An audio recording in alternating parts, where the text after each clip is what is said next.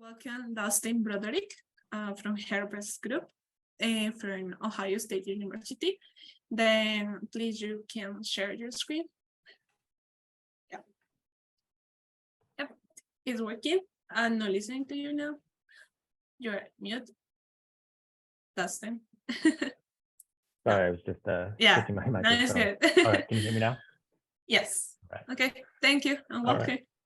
All right, thank you. Yeah, so thanks for letting me, for giving me the opportunity to talk. When John told me about this workshop, he said it was about, software implementations and algorithms, and I used to be a software engineer for a while, so I really enjoy that process. So this talk is going to be science light, software, at least process heavy. So I work with fragmentation.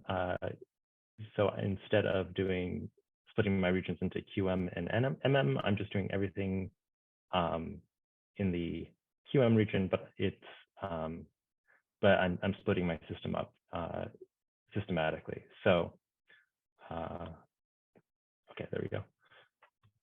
So suppose I have a system containing 9 waters. So not a very challenging system, but for the sake of argument, let's say that this is an expensive calculation. So traditionally what I would do is I would hand it to a QM software package. So my group uses QChem a lot. It would be a single calculation. Say, if I wanted good dispersion characteristics, I would use the MP2.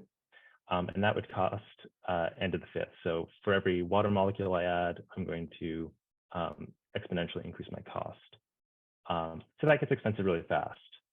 Now, for the sake of argument, suppose that I want to run this on a cluster of your standard desktop machine. So I don't have access to a supercomputer. I just have, rather mundane hardware. What I could do, one approach that I could take is I could do the individual monomer calculations. So I could split out each water molecule and run a MP2 calculation on each water molecule. This tells me nothing since these molecules are not interacting. So what we really care about is, one, how does the bonding work, but also how do non-covalent interactions build up in the system. So to solve that problem, I could take all the dimers in the system, so all the pairwise interactions, and I could run those calculations separately. And what this does is it switches the scaling cost from n to the 5th to the number of fragments in my system times n to the 5th, where a little n, which is the largest fragment that I'm willing to calculate. So for this little discussion, that would just be dimers. And so that's the basis of fragmentation, where you instead of doing all the system calculations at once, you split up your system into small interaction energies and do those calculations one by one. So this has the advantage of increasing the speed of your calculations. All these individual fragment calculations are completely independent, so it's embarrassingly parallelizable. I'm going to be talking about our software implementation, and we're able to get currently we're getting about 90% parallel efficiency over 4 supercomputing nodes, which is, I mean, it's not exascale, but it speeds things up quite a bit, at least in terms of wall time.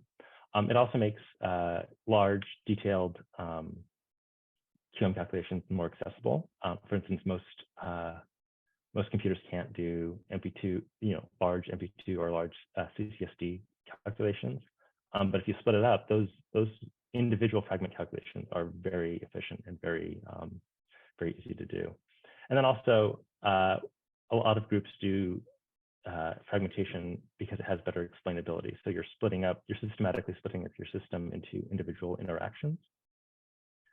And so this can either be used to explain, for instance, how water molecules interact with an ion, a solvated ion, or some people are using it to develop new molecular dynamics force fields that use fragmented energies to parameterize them. So I'm going to quickly walk through the core theory of the many-body expansion, which is the version of fragmentation that I use. There's a different flavor called the generalized many-body expansion, which is for overlapping fragments. I'm going to go into a lot of detail. Some of this might be self-evident, but these are issues that come up once you move into actually implementing it in software. So I'm going to be very detailed up front, and then I'll try to highlight where where things get snagged later on. So as I mentioned, if you have two fragments A and B, to figure out how they interact, you can create a dimer AB. And energetically, you would express this as delta AB equals AB minus A minus B, which is an expression that you probably have seen in your thermodynamics class. So that would be your two-body interactions. But for more complex systems, dimers are not sufficient. Say, for example, we have this tetramer ABCD. If we split the system up into dimers, we'll get 6 different dimer pairs, and we can run all of these, and we probably should run all of these. But you run into a situation where, for instance, A polarizes B, or A is polarized by C, and we need to account for all those interactions. So one approach that we could take is we could run all the trimer calculations. So split it into groups of 3.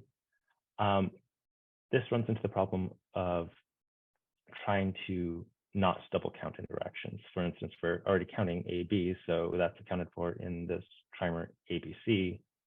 So mathematically, what we do is we calculate a three-body interaction term, delta ABC, where we take the energy of ABC, subtract out what we've already learned from the dimer calculation, so AB, AC, and BC.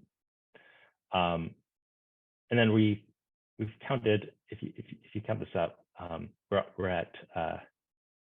we have counted the energy of A -1 times at this point, and so we need to add back that monomer energy. So we add back ABC, and we get this three-body interaction terms. And then obviously there's a set of analogous terms for the other trimers. So this leads us to the one named equation in my talk, which is the many-body expansion. So to approximate the energy of your system, you'll take the monomer energies, and then you'll add the two-body interaction terms, and then the three-body interaction terms. I've rewritten the three-body interaction terms to account for the to use the two-body interactions terms. So you have energy of your trimer, and then you subtract out the what you've learned from the dimer calculation. So this is all just new. So as you go down the many-body expansion, you get it tells you what new information you have learned. So it's very systematic that way. You're not double counting, and it converges, generally converges by the four-body terms. A little bit of foreshadowing, we'll notice that this says m times m-1 times m-2. That leads us into the land of factorials and combinatorics. So we'll need to apply steps in our workflow to account for that.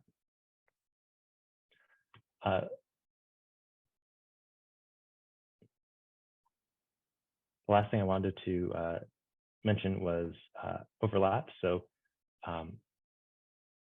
the many-body expansion can be applied to, or at least fragmentation in general, can be applied to systems that aren't strictly non-covalent. So for instance, if we had this molecule and we wanted to treat it with fragmentation, one thing we may do is split it into 2 different fragments. We could have fragment AB and fragment BC. And so to resolve overlaps without double counting, what you end up doing is you approximate the system energy as ABC.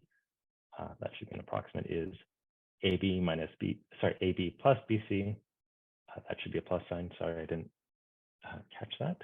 And then you subtract out any overlap, so minus B. And this is the foundational idea for the generalized many-body expansion. So it's based on if you're familiar with set theory, principle of inclusion-exclusion. Basically, you're trying to make sure that you're counting everything exactly once and subtracting out any overlaps. And so this is the core of our fragmentation code. So this is probably the process that I've spent the most time optimizing, just because it gets very complex, especially for large systems.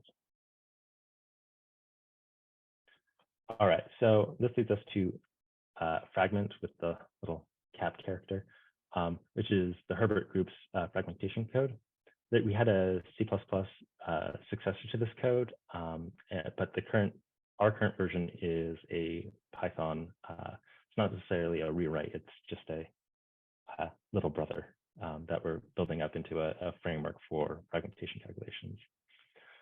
So our requirements for a good fragment code were that it stores and retrieves millions of fragment calculations.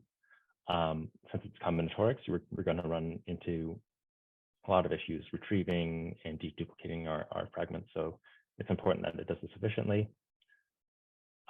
We don't want to run every single fragment combination. There are some that don't tell us anything, so we would rather not run those. We also need to be for it to handle any arbitrary set of fragments. So if they're overlapping, we want to be able to accept those as inputs and produce energy or other properties as outputs that don't double count anything. And since there's going to be so many fragments, we can't go in and modify each fragment by hand. So it needs to be able to modify them algorithmically, and we need to give the user places in the code where they can inject their own scripts to cap fragments or add ghost atoms or whatnot. And then obviously we need to be able to run calculations. We didn't feel like writing our own QM package, as you might imagine. So the software needs to interface with different QM softwares, and it needs to parallelize very well just to take advantage of fragmentation. So what we ended up with was Fragment. It's a Python application. We chose Python because it has a very low barrier to entry. The previous software was written in C, and there were some hurdles getting it up and running. So we wanted something that just was easy, worked. Python has a great software ecosystem. So there are a lot of existing packages for interfacing with databases or for doing unit conversions, or even some QM packages have Python wrappers. So that was great. We looked at Julia for as a possible alternative, but their database support isn't quite there yet. So we stuck with Python for now. As our storage backend, we're using SQLite, which is a file-based database. Python has built-in database support. It's a relational database, so it's really good for indexing and storing small bits of information. So each fragment calculation we do needs to get stored and indexed. And SQLite does a really good job of retrieving those bits of information really quickly. There are a lot of resources out there since SQLite is used in almost any application, either on your phone or, your phone, your computer. Most things have some sort of SQLite database, so it's very well supported. We did look at other stores. We didn't want to have to make the user set up a separate server, so larger, beefier databases such as Postgres or MySQL weren't a good option for now. And then HDF5 is a good store for large structured data, but since we're dealing with a lot of small randomly accessed bits of information, it wasn't a ideal option. So those two pieces of software are the core of Fragment. We have not publicly released it yet, so it's going to be open source probably sometime in spring of 2023. So look forward to that. Okay, so I'm going to just walk you through the basic workflow that we've come up with for working with fragmentation problems. And so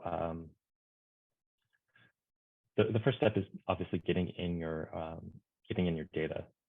So we start with the geometry file. Fragment supports XYZ and PDB files, and then a custom file format which we just call .frag, which is similar to an XYZ, but it allows you to section it off into individual fragments. That's good for certain test cases. And so the next step is we feed this into our general fragmenter workflow. First step is to split your system into monomers. There's a primary fragment. We call those monomers the primary fragments. We have a primary fragmenter that splits systems into water molecules. I use that one a lot since water is a great test bed for fragmentation methods. There's another one for PDB files, which splits into amino acid residues. And my colleague Paige uses that a lot for her research. The next step is we have data mod. We have data mods in the workflow. So these are bits of the software where they get the results of say the initial primary fragments, and then they can modify them as they wish.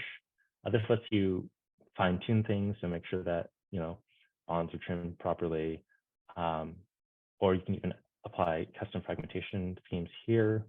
For instance, TEBF is developed by Schwab-Lee's group, which is just a list of heuristics on how to handle the primary, how to link together primary fragments. And so this would be a good spot to do that sort of workflow where it's custom rules that result in the fragments that you'll be using. And then those primary fragments are stored to the database. So we'll be coming back to them probably. We'll probably come back to them to do different processes. So those are stored in the database.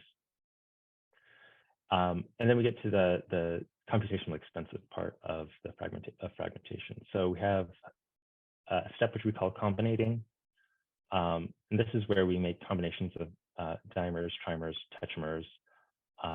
And these become what we call our auxiliary fragments or aux fragments. And during that process, we will filter them. So for example, it's very common to add distance screening to a fragment calculation. So if we have 3 molecules, green, blue, and red, if this red molecule is very far away from green and blue, it's probably not affecting the energy significantly. And so we just ignore that fragment, and that saves us a lot of over the course of the fragmentation process. That saves a lot of effort and CPU time. And then the last step is to feed it to our principle of inclusion exclusion solver. So this resolves any overlaps. So even if you skip this combinator step and you have some sort of primary fragments that have overlaps, the Pi solver will resolve those into a set of non-double counted fragments. So the general algorithm for the Pi solver is, say, for example, if you have a fragment that contains molecule A, B, C plus A, B, D, what you would do is you would choose a molecule as your existing system. So we'll arbitrarily choose A, B, C. And then you'll have a new molecule, ABD. And then you apply a set intersection between those. So we have ABC with a coefficient of 1, ABD with a coefficient of 1. And what we find is that we've overcounted AB by a factor of 1, so we subtract that out. So our final expression for the fragmentation approximation for the system becomes 1 ABC plus 1 ABD minus 1 AB. This is a set of fragments that with no double counting, and in the terms of our software, we call this a view, because this is just a way of looking at your system. For two molecules, this is trivial, but you can extend it you can chain these steps together to create any arbitrary set of overlapping fragments. So I've just rewritten the system from the last step here, so ABC, ABD, and AB. And let's say we wanted to add another fragment, ADC. You would go down the list, so you would find the intersection with ABC, and we'd get -1AC. You would find the intersection with ABD, and then you would get -1A. And then you also have to account for any previous terms that you were using to prevent double counting. And so you would get -1AB intersecting with 1ADC, and you get +1A. And that would leave you with a view with 6 terms. Just a small implementation note, I generally, if there's a 0 coefficient terms, I add it anyway. It saves a lot on memory allocations.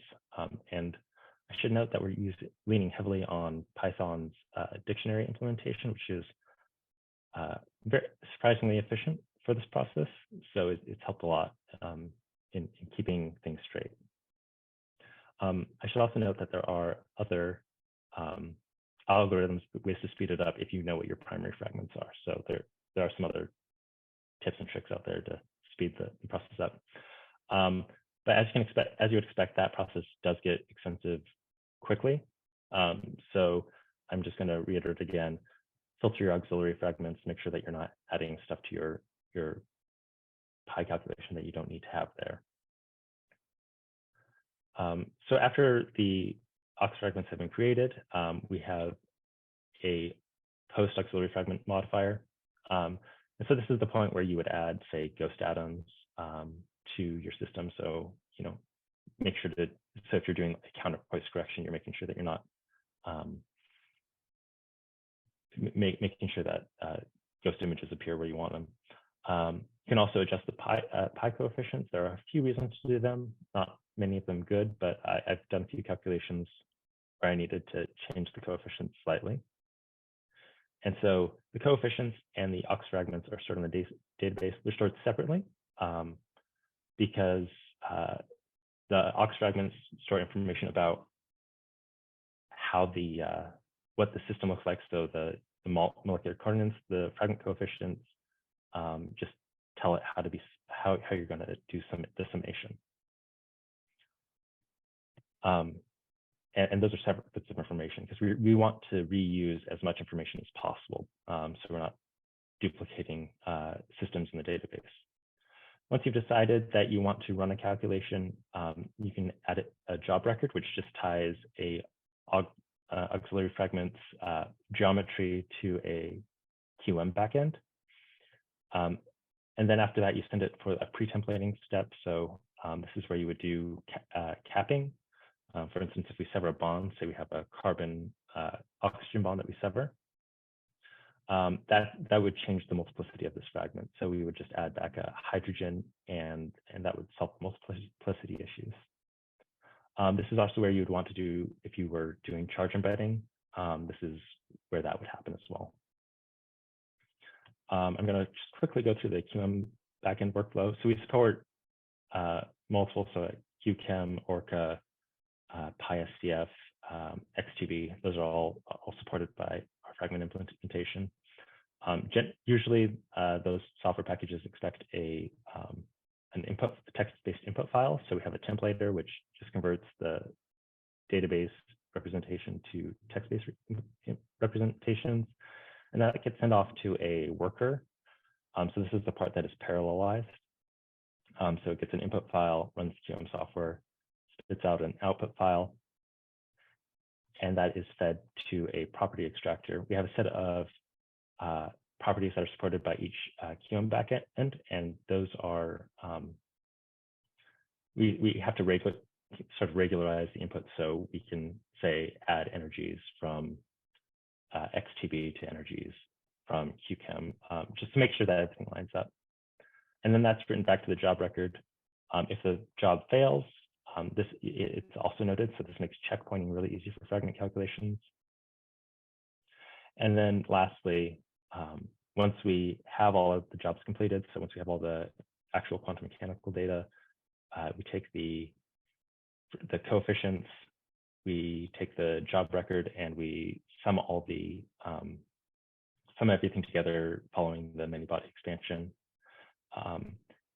Then we can do some sort of layering. So this is the sort of analogous to a, if you're familiar with an Omnium workflow, where you have a region of interest, and you do that at a high QM level. You can subtract out that same region done at a low level, and then add back in the whole system as a low level.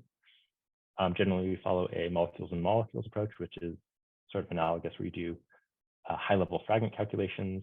You do those fragments, you do those calculations at a low level, and then you add back a supersystem calculation done at the low level.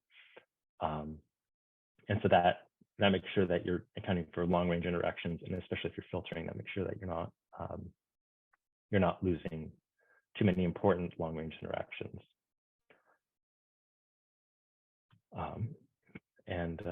So this is the general architecture of fragment.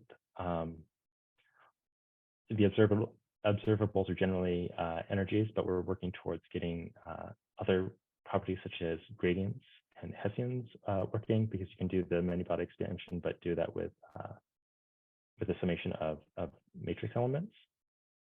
So that's an exciting step forward. So lastly, I just wanted to go over what this implementation has allowed us to do. So most of the time is spent in developing ways to filter out the auxiliary fragments. Obviously, you don't want to do every calculation that MBE would suggest. So here, if we did, we're working with a set of H2ON clusters. So this data set goes from 6 to 55.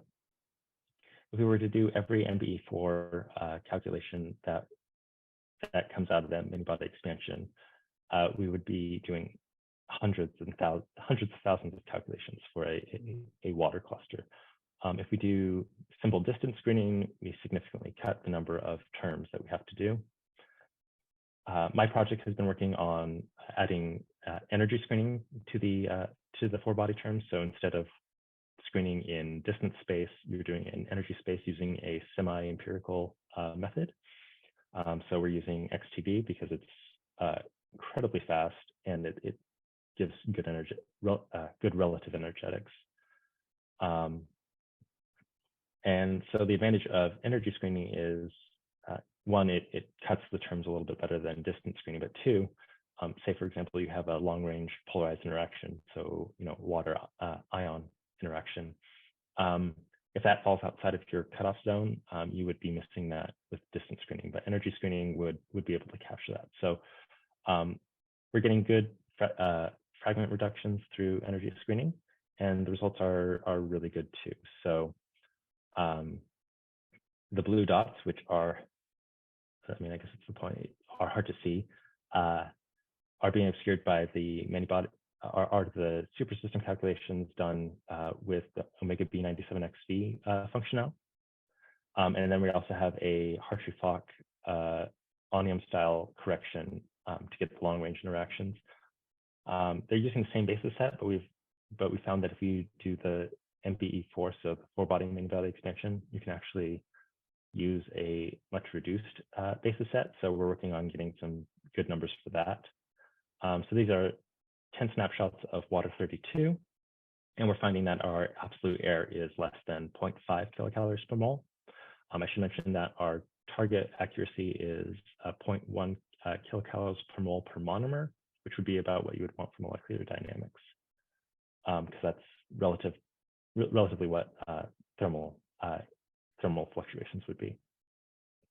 By applying the energy screening, we get down from, I should know this number. I believe it's about 30,000 fragments to about 2,000 fragments. So we're getting good fragment reductions while we're not losing significant amounts of accuracy. With that, I'd like to thank my group. So special thanks to John Herbert, he's my advisor. Also special thanks to Paige Bowling. She's using my fragment code for a lot of protein type systems. She's also really good at breaking it. So she's found a lot of bugs, and I really appreciate her her willingness to use my beta software. And then obviously support from the Ohio State University and then DOE and the Ohio Supercomputing Center. So please let me know if you have any questions. Thank you so much, Dustin. Okay, then the floor is open for questions, but I'm not pretty sure if we should break out everyone, or what should we do, Michele? Let's see if anybody has questions. Then Okay, then we can do the breakout. Okay. I have a small question. Can you explain a little bit better how you use energy cutoff to estimate which fragments to include? Yeah. So if you compute the energy, right, you already spend the time. Yeah. So for the energy cutoffs, remember back to when we were calculating the delta IJK terms.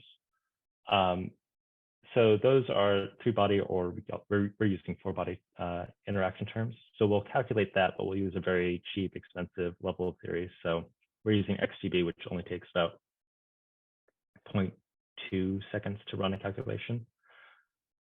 What is XTB? Sorry, I think this is so it's from Grimma's. It's Grimma's group. It's a semi-empirical code. So it's just very fast, very efficient. Okay, so you just prescreen a low level of area. Okay. We'll do that calculation, and if it seems like it will be significant, we run it with a higher level of theory. Okay. Thank you. Mm-hmm. I have a quick question about a slide, maybe one slide behind this. Yeah, this one. Can you describe this graph better? Because it seems interesting, but I don't fully understand it. Okay, yeah, sorry. So the many-body expansion, you're doing just it's combinatorics, where for the 4-body terms, this is n choose 4 for the 4-body terms. So it goes up to 55 choose 4, which is roughly 400,000. What we're doing here with this graph is we're looking at all, before we add a 4-body term to our calculation, we are seeing whether all 4 fragments lie within, I believe this graph is using 7 angstroms of each other. And if there's one that's outside that distance, we're just ignoring that fragment completely. Yeah, clear. Mm. Thank you. Mm-hmm. Looks great. Yeah, thank you. Thank you.